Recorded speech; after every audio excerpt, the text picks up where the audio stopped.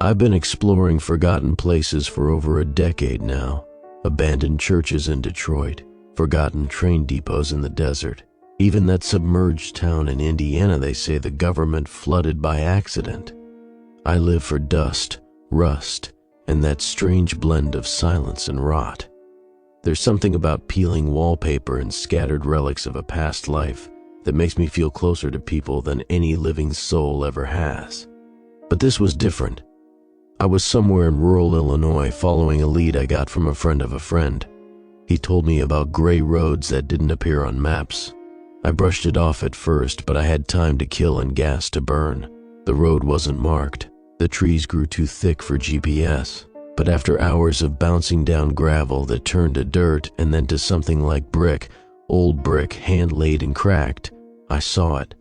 A wall, no signs, no graffiti. Just a massive circular stone wall stretching far into the woods, covered in ivy and capped with wrought iron. The bricks were mossy, weather-worn, like they'd been laid 150 years ago. And the strangest part? It wasn't open, not caved in, not overgrown, sealed. The kind of sealed that felt intentional. I walked the perimeter for over an hour before I found something odd. Metal scaffolding sunk into the earth, mostly rusted and buried, but with just enough structure to hint at what it once was. A gate, a real one, hinges the size of my forearm. Wooden doors so old they'd fossilized, and behind them, silence. That impossible, unnatural kind you feel more than hear. I had to get in. It took me 2 days, some careful rigging with a pulley system and climbing gear, and a bit of reckless abandon, but eventually, I managed to scale the wall. What I saw on the other side made my stomach turn cold. It was a city, or what was left of one, not a settlement, not a village. A whole goddamn city, but ruined. Like it had been dragged through hell and set on fire halfway through, maybe 15 to 20 blocks in total, ringed by charred buildings and streets half swallowed by ash. One entire quadrant of the city had been burned down. Just blackened shells of homes, roofless churches, storefronts collapsed inward. It wasn't just decay. It was destruction. Some blocks still stood. Iron lampposts leaned at crooked angles, red brick buildings scorched and cracked, cobblestones warped from heat. The signs were faded but readable. Fenn's Butchery, Davenport's General, their letters half melted, windows shattered inward. And the silence, still there. No animals, no bones, no birdsong, just a husk of a place that had been sealed up and left to rot from the inside. I explored as much as I could in daylight. The roads twisted unpredictably, buildings too warped to map. But at the center of town, behind the ruined chapel, I found something strange. A low door beneath the foundation, half covered in ivy and soot. Steel, reinforced. Sealed. The armory, the Fairhaven Armory. It took me half a day to pry it open. The old iron gave way with a scream of rust and pressure. Inside, the air was colder, still. I made my way down the stone stairwell, half collapsed, scorched in one corner, old beams blackened and sagging. The deeper I went, the less the light reached. I thought about turning back, but I didn't. That's where I found it. The journal. It wasn't buried, wasn't hidden. It lay open on the floor, just beneath a fallen lantern and a collapsed beam, almost like someone had set it down gently, even as everything around them burned. The last written word was dated October 25th, 1852. Curious, I started reading the journal to shed some light on the history of this town. Journal of Charles H. Mallory, journal entry, October 3rd, 1852. The rain has stopped at last, and I thank the Lord for it. 3 days of storm have left the roads to the east near impassable. Mr. Hale says the bridge near Rook's Mill washed out completely. I suppose we'll be quite isolated until it is repaired. I moved into Fairhaven not 3 months past. It is a good town, prosperous, well-kept, quiet. They say it was founded only 40 years ago, but you wouldn't guess it by the number of shops or the fine state of the buildings. There is money here, the sort that whispers instead of shouts. I've taken lodging at the Everbrook House, Mr. and Mrs. Kettering are kind enough, if a bit nosy. My room overlooks Main Street. In the morning, I can see the bakers hauling flour and hear the tanners at work down by the western end. It is a comfortable life. I've even begun courting a local girl, Evelyn Porter. She teaches piano to the town's children. I write now mostly for my own memory. My father always said a man who writes will die with less regret than one who forgets. Journal entry, October 7th, 1852. I woke before the rooster crowed today, my bones aching from the autumn chill. The Everbrook house creaks more than it used to, and I think the roof above my bed leaks in the far corner. Still, I've grown accustomed to its peculiar sounds, familiar in their irregularity, like the rhythm of a loved one's sleep. I made coffee from the last of my beans. I'll have to ask Mrs. Kettering if she plans another trip to the Davenport General. She always says the grocer's new helper is slow with his measurements, and her voice rises every time she brings him up. She's probably sweet on him. Her husband doesn't notice, of course. He's a man of routine and blind confidence. But I digress. The first oddity came around breakfast. The fog hung thick and low over the street, turning the gas lamps into hazy halos of amber. I noticed a small gathering near the docks as I sat by the window with my journal and coffee. Men stood in still silhouettes, unmoving. Normally by this hour they'd be hauling goods or yelling across the riverfront, but they were just watching something. Curiosity got the better of me. I pulled on my coat and scarf and walked down to the commotion. My boots thudded softly against the wood of the dock as I approached. That's when I saw him. A man, middle-aged, face bloated and gray as river clay, lay crumpled near the edge of the wharf, soaked to the bone. His shirt was torn, and his arms bore the unmistakable marks of injury. I first assumed animal attack, river otters perhaps, or a desperate thief. But something about the wounds was wrong. They weren't jagged like a bite from beast or blade. They were human, teeth marks, rows of them, deep, ragged, fresh. I crouched closer, expecting to catch the rot of a drowned man. Instead, I smelled nothing but mud and river scum. "He ain't dead," someone muttered behind me. I turned to see Gregory Hale, the youngest son of the ferryman, staring with wide eyes. I swear he was twitching, Mr. Mallory. When Pa found him, he was floating face down, but breathing, sorta. I looked back to the man. His chest moved, barely, just the faintest rise, as if each breath was being wrestled from the very depths of him. He made a sound then, like someone gargling stones. "Has he spoken?" I asked. One of the older men, Jonas the tailor, shook his head. "Nah. But he snapped at Clem when he tried to roll him over. Like a damn dog." Clem nodded. His hand was wrapped in a stained cloth. "Got too close," he muttered. Didn't even open his eyes, just lunged. A silence settled over us. "What do you think happened?" Gregory asked, his voice thin. I didn't answer. I didn't know. Dr. Kemp arrived soon after, led by 2 constables. They lifted the man onto a cart and took him away toward the apothecary. I remember watching the cart's wheels slice through the mud, carving lines I wouldn't forget for hours. Everyone drifted off after that, but the unease lingered like a stink in the air. I went to Evelyn's in the afternoon. She teaches piano to the Ashworth girls on Thursdays, and always insists I wait until the lesson ends before visiting. I sat on the porch and smoked my pipe, watching the fog begin to thin. Her house sits on the edge of a hill that rolls gently down toward the river. From there, you can see the smoke of the blacksmith's shop, and the church steeple rising in the distance like a cracked finger pointing skyward. When she emerged, she was pale. Her hands trembled slightly as she poured tea. I asked if she'd heard about the man. She nodded. "Sister Mary says Dr. Kemp locked the apothecary," she said. "Shutters drawn. No one let in or out." "That's standard," I told her. "Perhaps he's fevered.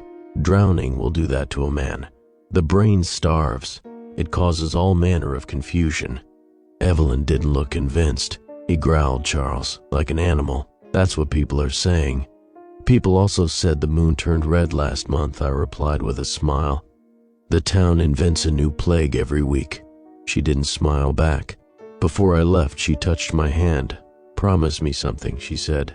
If something is wrong, if there's danger in this town, you won't leave without telling me. I promised her, of course. I thought it little more than romantic paranoia. I see now that she was the first to understand. Journal entry, October 9th, 1852.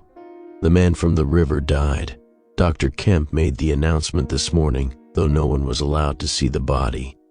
He said the wounds were too grave. Infection had set in, and the man expired shortly before sunrise. He was buried before midday. No procession, no rites. A simple pine box, nailed shut and lowered into the ground behind the chapel by Kemp himself and 2 constables. No family came forward. No one claimed him. By evening, the talk had quieted, but the tension had not. I could feel it like a dampness behind the eyes, something unspoken pressing on everyone. Evelyn barely spoke over supper, and I found myself snapping at Mrs. Kettering when she pried too deep into my comings and goings. I apologized, of course, but it rattled me how thin my nerves have grown. I went for a walk just before dusk. Main Street was nearly deserted, save for a few stragglers. Lamps had been lit earlier than usual. Their glow did little to comfort. Instead, the light revealed what the shadows had kept mercifully hidden. Boarded windows, doors bolted from the inside, shopkeepers peering through curtains instead of calling out to customers. At the southern edge of town, near the tannery, I saw another gathering, a small one this time. 2 boys, perhaps 12, standing over something in the dirt. I approached quietly, the crunch of dry leaves underfoot giving me away. The boys turned sharply, and one bolted like a hare. The other hesitated before speaking. "It was a cat, sir. Least it was." I stepped closer and saw what he meant. What lay in the mud had once been a tabby. Its fur was matted, splotched with blood. Its ribs had been split open, jagged and wet, as if someone had forced them apart with bare hands. The face, if it could still be called that, was crushed inward. But the tail still twitched, reflex perhaps. "Did you see who did this?" I asked. The boy nodded slowly. "It came from the trees," he whispered. "From the old orchard." "What did?" He looked up at me with eyes too old for his freckled face. "One of them, like the man they pulled from the river, but it wasn't dead." I crouched down. "You're sure?" "I saw it, pale as milk. It was crawling, didn't even walk, just dragged itself up and—" He trailed off, gesturing to the broken cat. I ran, but Benny stayed. That's him what ran off. I stood, scanning the trees. They stood quiet and still. But the orchard, yes, I remember it now. The Ashworth orchard, abandoned since last season. A blight, they said. No one goes there anymore. I walked the boy home and said nothing of what I felt, but tonight I sit in my room and I write with a lantern burning bright beside me. I keep a hammer close at hand. It sounds absurd even now, but something in my bones insists on it. The silence in Fairhaven is no longer peaceful. It is waiting. Journal entry, October 11th, 1852. I did not sleep last night. The sounds began sometime after the 3rd bell, close to 2 o'clock by my watch. At first I thought it the wind through the eaves or the creaking of the Everbrook house as it settled in the cold, but then I heard it again, clearer, a dragging, like something heavy scraping against cobblestone. I sat up and blew out the lantern, leaving only the moonlight through my curtains. The streets below were slick with last night's mist. Nothing moved at first, no foot traffic, no lamplighter, just the hollow quiet that seems to stretch time like taffy. Then I saw it. It came from behind the butcher's shop, something hunched and shuddering, lurching forward a few steps before falling to its knees. It would crawl a bit, stand again, then collapse, again and again. I pressed closer to the window, careful not to let my shadow fall through the curtains. It was a man, or had been. His shirt was torn down the back, soaked in something dark and viscous, one shoe missing. His scalp had been ripped away, exposing part of his skull like a polished white stone in the moonlight. He made no sound but for the scrape of his limbs and the wet slap of hands on stone. He stopped in front of Davenport's general and stood. It was strange, like a puppet remembering how to dance. He jerked upright, limbs unsteady, then tilted his head toward the sky. No expression, no life in his face, just that glassy stare, white eyes catching moonlight like a mirror. Then he screamed, not in pain, not in words, just a long, rasping wail that carried through the streets like a horn blast from hell. Lights flickered on all along Main Street. Curtains parted. I saw Mrs. Bell from the bakery peer out from her second-floor window, clutching something tight to her chest. A lamp? A Bible? I couldn't tell. The thing screamed again, longer this time, and slammed its fists against the general store's windows. Once, twice. On the third, the glass cracked and it reached through. That was when I saw a second one, lurching up the alley behind the bakery. This one was faster. Its legs moved with erratic violence, like a drunk being yanked by invisible strings. It hurled itself into the shop's side door. Wood splintered. I backed away from the window, heart pounding like war drums in my ears. From somewhere nearby, I heard the sharp crack of a gunshot. Another scream, human this time. It was Mr. Grady, the cobbler. I recognized his voice. He yelled for help, just once. Then came a sound like meat being torn from bone. I fell to my knees and dry heaved into the basin. My lungs burned, my eyes watered, not from sickness, but from the pure animal fear that had gripped me. It lasted nearly an hour. The screaming stopped, the shapes disappeared into alleys and shadows, lights went dark one by one, no one stepped outside, no one tried to help. Come morning, Main Street looked almost untouched. The broken window at Davenport's had been boarded up, the shop closed, Grady's was shuttered, not a word spoken about the night before.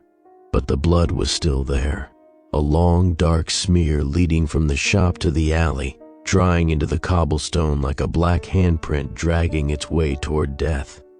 No one acknowledged it. I went to Evelyn's at noon. She met me at the door, her hands trembling, hair hastily pinned. She didn't invite me in, just stood there like she expected the world to split open at her feet. "They broke into the baker's," she whispered. "The Bells, they're gone." My mouth was dry. "You're certain?" She nodded. The constables took something out on a stretcher. I saw Kemp with them. His face, he looked like a man who'd seen hell. I believe him now. I believe them all. The man from the river wasn't a drunk or a thief or a madman. He was sick with something that takes a man's mind and leaves only hunger behind. I don't know what these things are. I only know they are not human anymore. Journal entry, October 13th, 1852. It happened in broad daylight. The sun was high, warm even, burning off the morning chill that had settled like a second skin. I'd just returned from a short walk to the post office, though no new mail had arrived. The postmaster's apprentice Henry barely acknowledged me. His eyes were glassy, his movements jittery, like a dog who's heard a hunter's rifle too many times. He wasn't the only one. The town feels strained, brittle. People speak in murmurs, if at all. The market was nearly deserted, and those who ventured out kept their hands near whatever tools they carried. Not weapons, not yet, but hammers, walking sticks, shears, anything heavy enough to defend with, but still innocent enough to pretend. I had just reached the steps of the Everbrook house when I heard the screams. Not one, not two. A chorus rising from the western end near the grain depot. I froze, foot on the lowest stair, heart stalling in my chest. Mrs. Kettering burst from the parlor behind me, flour on her hands, apron wrinkled and wet. "What was—" she began, but I was already running. I rounded the corner past the apothecary and nearly collided with Father Whitlow. His collar was askew, one sleeve soaked red, though he didn't seem to notice. He mumbled something about God's reckoning and stumbled off toward the chapel. I continued west, boots hammering the stones until I saw it. The grain depot's doors had been torn open. One of them hung sideways on a broken hinge, and a figure, a child no more than 7, was sprawled motionless in the dirt just outside. A woman wailed nearby. 2 men tried to pull her away. I stepped closer. The child's eyes were open, lips parted in a soft O that suggested he never even had time to scream. His stomach had been torn out, and inside the depot, 3 of them. They weren't hiding. They moved openly, freely in the sun. Sunlight gleamed off torn scalps and exposed ribs. One had a strip of bloody cloth dangling from its teeth. Another dragged a farmer's sickle behind it, though it showed no intention of using it as a weapon. They didn't need tools. Their fingers had become claws, nails cracked and thick, perfect for rending flesh. One of them saw me. I don't know if they see like we do. There's no recognition in their gaze, no malice, only a singular, mindless instinct: consume. It charged. I ran. Others joined me. Men, women, even children, pouring out of houses and alleys. A constable tried to hold them off with a pitchfork, but was tackled and torn apart before he could scream. The town bell rang for the first time since the fire of '41. It was chaos. By the time I reached the center of town, dozens had gathered in the churchyard. Father Whitlow stood on the steps of the chapel, waving a pistol and calling for calm. His voice cracked on every other word. "They are demons," he shrieked. "The devil's wretched dead." But I knew better. They're not demons. They're not ghosts. They are sick men and women, dying men and women. And that makes it worse somehow, because we can't just pray them away. Dr. Kemp arrived, coat bloodied, arm in a sling. He looked more corpse than man. He ordered the doors to the church barred, the windows nailed shut. No one argued. No one suggested a plan. We just obeyed. People began boarding up their homes not an hour later. I helped the Ketterings reinforce the front door and drag the dining table against the parlor windows. It's absurd how fragile glass feels now. Evelyn is safe, for now. I found her with the Ashworths, who've barricaded their hilltop home and lit fires in every window. I wanted to stay, but I couldn't. Something in me needs to see this through, to witness it, to document it. The constables tried to count the dead. They gave up by dusk. The depot is gone. So is the bakery, the dress shop. The southern lane near the river is impassable. Bodies choke the street. No one will touch them, not even the dogs. We've sent runners east toward Rook's Mill. I don't know if they'll make it, but we have to try. Journal entry, October 15th, 1852. We have lost the northern quarter. It began yesterday evening, shortly after the 3rd toll of the bell, 5 o'clock sharp. I was helping Gregory Hale and 2 other townsmen reinforce the church windows with lumber we pulled from the old schoolhouse desks. The smell of pine and sweat lingered heavy in the air.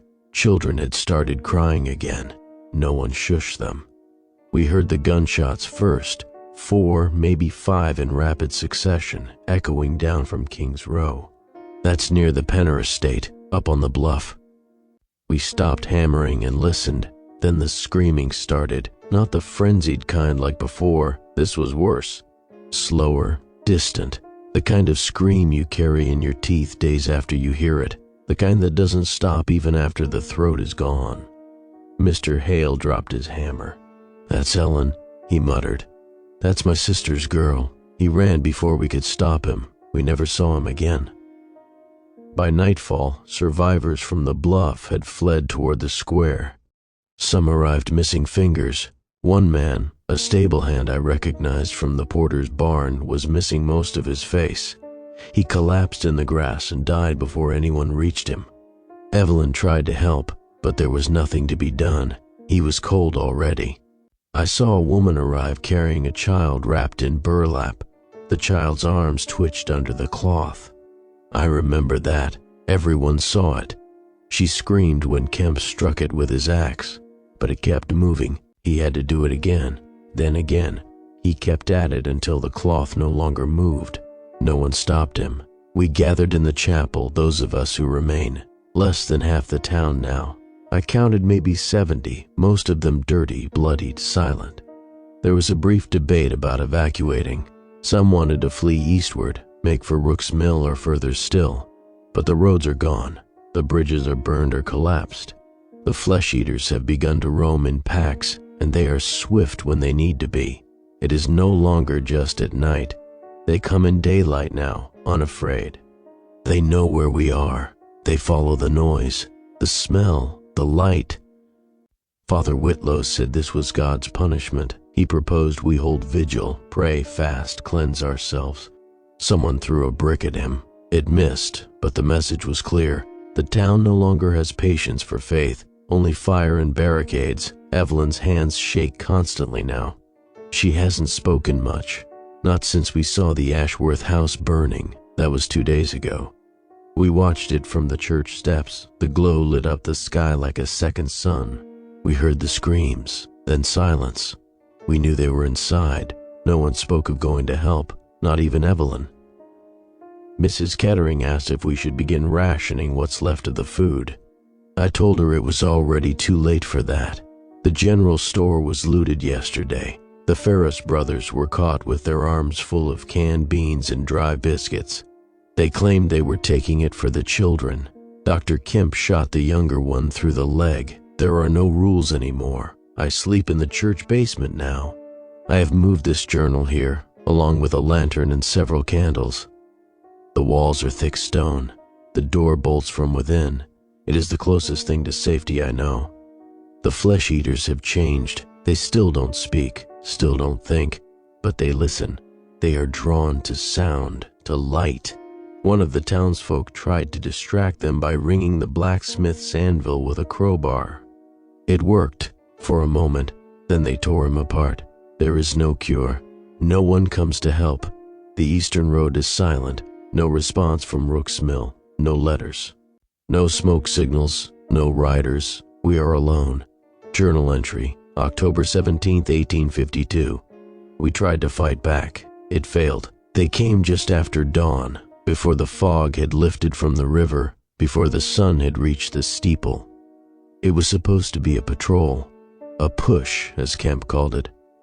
20 men and women armed with axes, pitchforks, and a few shotguns from the constable's cache. They'd been training for 2 days in the rectory yard. Hale's cousin, Elijah, even fashioned makeshift armor from tin signs and fireplace grates. The plan was simple: sweep through Main Street, retake the depot, push south toward the old livery, and clear a corridor toward the East Road. If they could make it to Bramble Creek, they might scout the bridge or send for help. They never reached the livery. I watched from the belfry, telescope in hand, heart rattling in my ribs like dice in a gambler's cup. For the first 5 minutes, things seemed promising. The group moved in unison, flanking buildings, checking alleys, driving back a few stragglers. Then the wind shifted, and they came. Dozens, maybe more. I don't know how many now. They came shambling from the side streets, crawling out of half-collapsed buildings, even bursting from cellars and root basements like ants from a kicked mound. And they were fast. Not all of them. Some still dragged their broken limbs behind them like sacks of meat, but enough to overwhelm, to flank, to rip through untrained men in seconds. One of the patrols, Abner King, the baker's son, fired his rifle once before he was tackled. I saw his face through the scope, eyes wide, muzzle smoking. Then he was gone beneath them. A splash of red sprayed across the cobblestone. Elijah tried to run. He didn't get far. The screams echoed through the empty streets like a funeral dirge. From the church steps, Evelyn covered her mouth. Mrs. Kettering dropped to her knees and prayed, soft and broken like a child. Kemp just watched. When the last of them fell, we rang the bell once, not to signal retreat, to mark the dead. We are fewer now, less than 50 by my guess. The children do not play. The horses are gone. Some were eaten. The rest fled when the stables burned. Those who remain walk like ghosts, silent, starving, staring always over their shoulders. We no longer sleep through the night. The flesh eaters roam at all hours. They don't tire. They don't slow. I've seen them moving long past midnight, one dragging a woman's leg behind it, gnawing on the bone like a dog with a ham hock. We've started burning the dead now. Not burying, not marking, burning. We can't risk them rising. Dr. Kemp believes the infection, if that's what this is, transfers by blood. A bite, a scratch, contact with the eyes or mouth. But he doesn't know. No one does. We've no microscope, no chemistry beyond a few bottles of turpentine and quinine. I asked him today if he thought the illness was contained here. He laughed. Contained? He said. Fairhaven was forgotten before this ever started. He thinks we've been written off, cut out like rot, that the bridge collapse wasn't an accident, that the silence from Rook's Mill isn't because they're gone, but because they know, and they've chosen to wait us out. Let the dead eat the living, then burn whatever's left. Journal entry, October 19th, 1852. We went underground today. There is an old tunnel system beneath Fairhaven.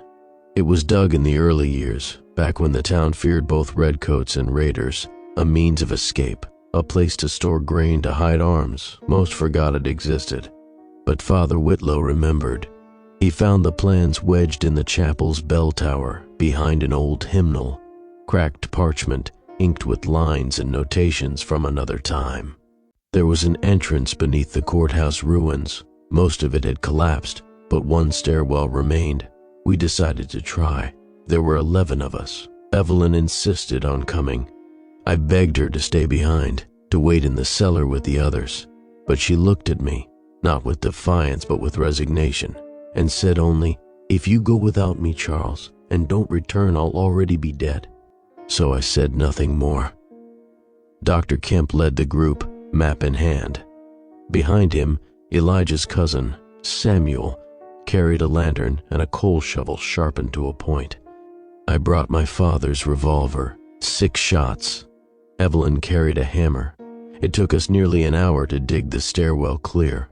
The rubble was damp, laced with mildew and soot. The smell of burnt paper and rot wafted up with every stone we pulled loose. Finally, we found the hatch, iron, rusted but intact. It groaned like a dying man when we pried it open. Inside, darkness and silence. We climbed down one by one. The air was thick, humid. The walls dripped. Water? Blood? We didn't ask. The tunnels stretched long and narrow, braced with wood beams, many of them cracked or sagging. Dust stirred with every step. The only sound was our breathing and the occasional whisper of Evelyn's hand brushing mine. We moved quietly, following the old map. Kemp said the tunnel would lead to the eastern woods, beyond the river, beyond the burnt stretch where the depot once stood. If we could reach it, we might circle back to Rook's Mill, or further still to Lexington. We made it 200 yards before we found the first corpse. At first, I thought it was sleeping. It lay curled at the junction of 2 tunnels, head bowed, arms wrapped around its knees. A woman, maybe, dressed in a miner's smock, hair long, matted. Samuel moved closer with the lantern, and she moved, not fully, just the head. She looked up, face pale, eyes milky and sunken, and made a sound I will never forget. Not a moan, not a scream, a low, sucking hiss, like air being pulled from a dying lung. Her mouth opened, teeth gnashed. Samuel screamed and raised the shovel, but she was already on him. The others pulled him back as I raised the revolver. My hand trembled, finger numb. Evelyn's grip on my arm grounded me. I fired once. The echo nearly deafened us. She crumpled backward, half her head missing. Brain matter and dark blood sprayed the wall behind her. No one moved for nearly a minute. Then Dr. Kemp said quietly, she was fresh. "What does that mean?" Evelyn asked, her voice brittle. She hadn't been dead long. Samuel whimpered on the floor, hand bleeding from where she bit through his glove. The skin had broken. Kemp looked at me, then to Samuel. He said nothing, but we all knew. We left Samuel behind, he volunteered. said he'd sit and pray, that he understood, that he forgave us. We gave him the shovel. I wish we'd given him a bullet. We moved faster after that. The tunnels twisted. Twice we found cave-ins. Once we heard movement from ahead, a scuttling, dragging sound. We turned back, took the left path. It brought us into a long stretch of silence so thick I felt it pushing on my chest. Evelyn cried softly at one point, not from fear but exhaustion. I wrapped my coat around her shoulders. We pressed on, and then light, faint like a candle in fog, but real. We rushed forward, half tripping over stone and debris, until we reached the hatch. It was sealed. Iron bars had been welded across the inside. Kemp cursed and pounded his fists against it. We tried everything, chisels, picks, the butt of my pistol. Nothing worked. The bars wouldn't give. We were rats in a trap built by a government that had abandoned us. Then we heard it, footsteps, dozens, behind us. The tunnel walls began to shake. Dr. Kemp turned pale. We need to move. Back. Now. We ran. Evelyn and I were the last to turn, and in that moment as the lantern swung wildly in her grip, I saw them. Flesh-eaters, not walking, running. Hands dragging along the stone, mouths open, red with hunger. Their eyes reflected the lantern light like animal glass. One of them was barefoot.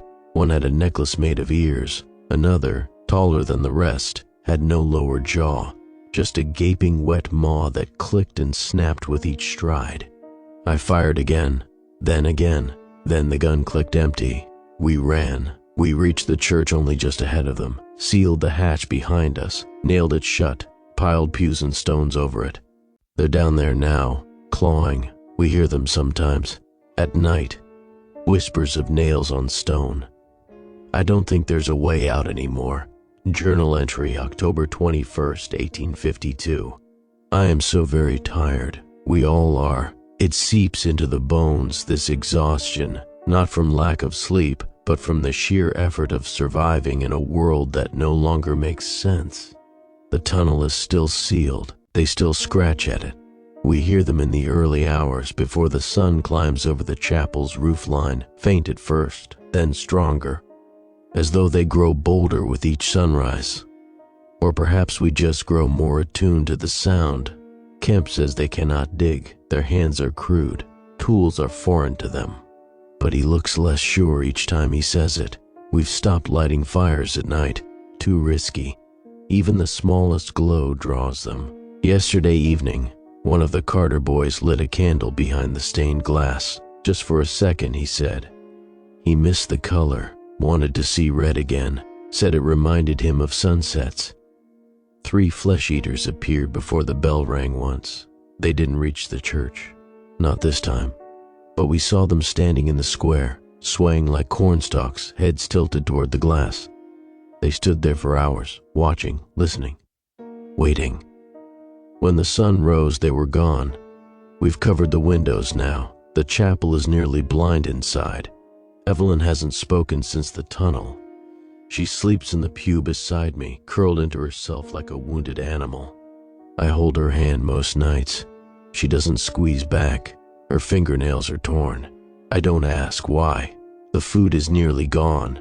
We have less than 2 sacks of oats, a handful of dried apples, no salt, no flour.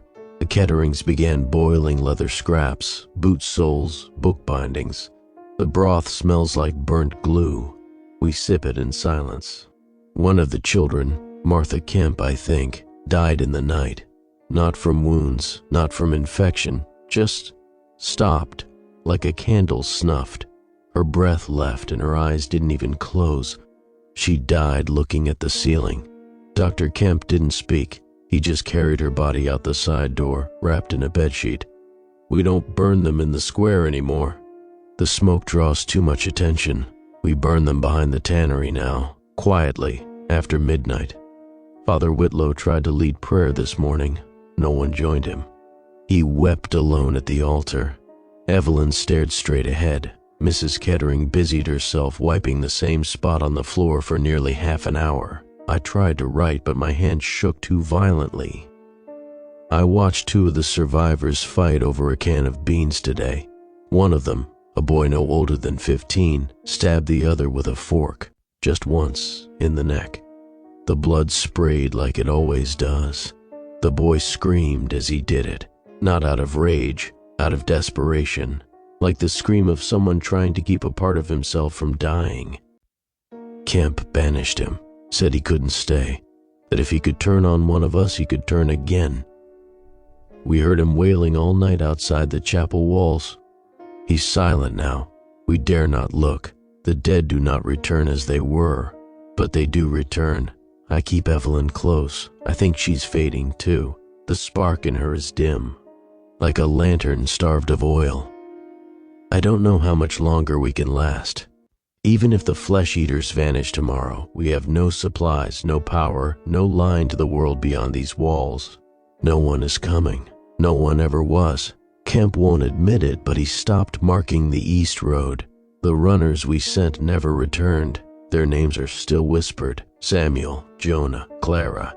But they are prayers now, not people. I dreamed of my father last night. He stood on the steps of our old home in Providence, hands tucked behind his back. He looked at me and said, "Sometimes the best a man can do is leave a record, so that others know he was here." I think I understand him now. I don't write this hoping for rescue. I write it so someone will know Fairhaven existed, that we were people, not cattle, not statistics, that we fought. I believe the government has no idea how to deal with this situation. It's easier for them to contain the spread of this disease. And if these pages survive and you read them, know this. They sealed us in. They knew. They made this place a tomb. Journal entry, October 23rd, 1852. The church is no longer safe. They are inside now. Not the flesh-eaters, not yet, but the rot, the madness, the creeping erosion of whatever made us human. It began with the crying. Evelyn, just before dawn, when the frost still clung to the chapel windows and our breath came in little clouds, she began to weep. Not loud, not sobbing, just this soft, shivering whimper, like a child who's woken from a nightmare but hasn't yet remembered the shape of it. I sat up. She didn't look at me, just kept staring at the wooden beam overhead. Her voice came out cracked, like it had been waiting weeks to escape.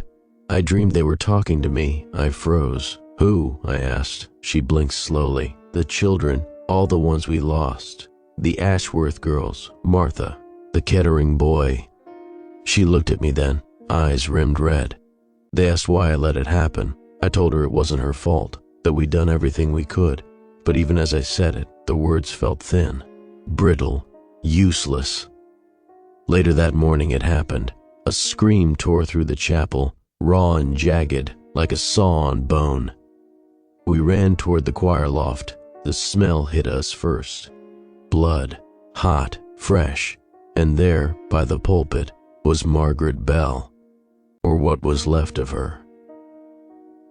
Her husband stood over her, hands shaking, shirt soaked crimson, the knife still in his grip. "I had to," he said. "She was coughing, she was pale. I saw the bite on her ankle." "There was no bite," Kemp growled, storming forward. "She'd tripped yesterday. She was bruised, not infected." "I couldn't risk it," Bell muttered. "You know what they become." The room exploded. Someone struck him. He dropped the knife. Someone else screamed. People surged forward, shouting, pushing, crying. Mrs. Kettering fainted. A lantern fell. It didn't break, thank God, but the chaos left something worse behind: division. We were no longer us, no longer survivors bound by fire and hunger. We were strangers in the dark. Some wanted Bell hanged. Others wanted him locked in the wine cellar. Evelyn just sat, arms wrapped around her knees, rocking slightly. Kemp and I argued for hours. I said we couldn't afford bloodshed. He said blood was already spilt. In the end, we locked Bell in the side room where the baptismal records are kept. Kemp posted 2 guards outside. He says it's temporary, that we'll decide his fate tomorrow, but I know better. There won't be a tomorrow. Not here. The air is heavier. The chapel's wood feels swollen. The floor creaks under weight. It no longer remembers how to bear. There's something in the way the light moves through the cracks now, flickering, sickly, like the world itself is fevered. At dusk, Evelyn came to me. Her hand found mine again. "Promise me," she whispered, "that if it comes to it, if I get bit or sick or wrong, you'll make it quick." I told her no. She pressed my hand to her chest, over her heart. "You have to. I'd do it for you." I didn't answer. I couldn't, because I don't know that I could. Journal entry, October 25th, 1852. They got in. It happened at night. Not a swarm, just one. That's all it took. The boards on the south cellar door had begun to rot. Too many nights of damp air, too much strain from reinforcing the chapel against winds and cold. We checked it daily, but it still gave out. He slipped in while we slept, if you can call it sleep anymore. I woke to Evelyn's hand crushing mine, her breath warm against my ear. "Charles," she whispered, "someone's walking inside." We sat up together. It wasn't a shuffle. Not at first. Heavy steps, deliberate, almost measured, a man's boots. I thought it might have been one of ours, Kemp maybe, or Bell, if someone had let him out. But then came the sound, that horrible choking inhale, the wet sucking rasp that only the flesh-eaters make, the kind that tells you, beyond doubt, you are no longer dealing with a man. I grabbed the revolver, still only one shot left. We moved silently, creeping toward the nave. The others stirred in the darkness. I could feel the tension like humidity, coiling in every corner, in every breath. Then came the scream. One of the Kettering twins. He'd gone to piss near the baptismal alcove. We heard him gurgle mid-shriek. By the time we reached him, the thing had already torn his cheek off and cracked his collarbone between its teeth. Dr. Kemp swung a crowbar. It took 3 hits. Evelyn stood frozen, back against the altar, eyes wide. Someone vomited. I think it was me. Kemp kicked the creature's skull in. We stood around it for minutes, no one speaking. The room stank of bile and shit. Someone sobbed into their hands, and then we noticed the window, the one above the pulpit. Cracked, blood smeared on the inside. It had come in earlier, maybe hours, which meant there could be others, and we couldn't be sure. That was this morning. Since then, we've heard them outside, constant now. No more retreating at dawn. They don't wander anymore. They surround us, like wolves waiting for a carcass to soften. We sealed what we could, but we are worn thin. Kemp is dying. He was scratched during the struggle. He tried to hide it. Evelyn found the blood soaked through his sleeve. She begged me not to tell the others. I didn't. There's no point anymore. We'll lose more when they find out. Bell is gone. We unlocked the record room this morning. It was empty. He either fled or ended it. I hope it was the latter. We found the rope missing from the choir loft. I kissed Evelyn this afternoon, not because it was romantic, because it felt necessary. Because in a world this rotten, where your bones ache and your stomach is hollow, and your mind is split between memories and madness, that one small act made us feel like people again. She kissed me back. Then she asked me if I still had the bullet. I told her yes. She didn't have to say what she was thinking. I already knew. We've moved what little we have to the armory beneath the chapel. It's solid stone, iron doors. If we can hold out there, perhaps we'll die slower. I brought the journal with me. I want these words to last longer than I will. If someone finds this, if the door ever opens again and you step into what's left of Fairhaven, know this. We were alive. We were real. We fought. And we died like men, not beasts. The sound is growing louder outside. Wood is breaking. Stone cracking. I can hear them coming now, God help us.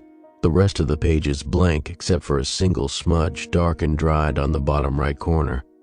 I closed the journal with shaking hands. I've been sitting in what was once the armory beneath the chapel, Fairhaven's last stand, for hours now, reading by the soft blue light of my headlamp. The rest of the structure is silent, save for the occasional creak in the blackened timbers overhead. Could be the old bones of the church above me settling. Could be rats. But now I'm not so sure. The journal lies open on my lap. It's real, all of it.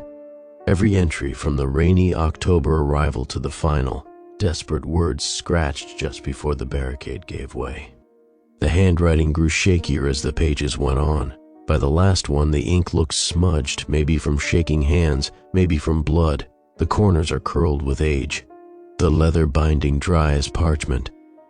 I came here expecting ruins, a glimpse of history, maybe a photograph or two. I didn't expect a confession, a slow, meticulous record of a town abandoned, cut off, left to rot inside its own walls while something mindless and violent turned neighbors into meat. This isn't folklore. This isn't superstition. Fairhaven was real. The people were real. And the flesh-eaters, they were not some fever dream or old-world superstition. They were men and women stripped of thought, consumed by instinct, and multiplied through bite and panic. They weren't supernatural, which makes it worse, because that means this can happen again. I slipped the journal into a dry bag, sealed it, and packed it deep in my satchel. Whatever happens next, it can't stay buried, but I'm still here. Sitting on the floor of the old armory, just beneath a collapsed lantern and a beam scorched by some long-forgotten fire. The barricade at the bottom of the stairs is mostly gone, splintered wood and rusted iron pushed inward just like Charles wrote, and there's no blood anymore. Just dust, at least, there was.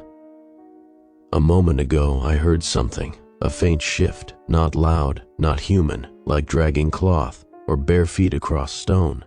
At first I thought it was in my head. The imagination does strange things in places like this.